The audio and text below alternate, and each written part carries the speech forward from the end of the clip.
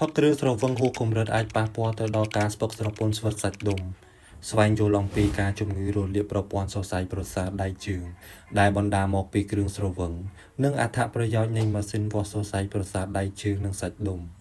នេះបើតាមមន្ទីរពេទ្យកាឡាម៉ែតបានប្រកាសនាពេលកន្លងមកកត្តាប្រឈមការសេពគ្រឿងស្រវឹងលើសកម្រិតដែលគេសង្កេតឃើញភាគច្រើនលើបុរសដែលមានអាយុចាប់ពី40ឆ្នាំឡើងទៅធ្វើឲ្យមានផលប៉ះពាល់ច្រើនទៅលើសុខភាពរាងកាយទាំងមូលជាពិសេសធ្វើឲ្យមានបញ្ហាប៉ះពាល់ទៅលើសរសៃខួរក្បាលសរសៃដៃសរសៃជើងនិងសាច់ដុំជាដើមរោគសញ្ញាភាពចុះរោយនៃសាច់ដុំឬក៏រមូរក្រពើភាពចុះខ្សោយនៃរាងកាយអស់កម្លាំងភាពស្ពឹកស្រពន់ដៃជើងដោយស្រមោចវា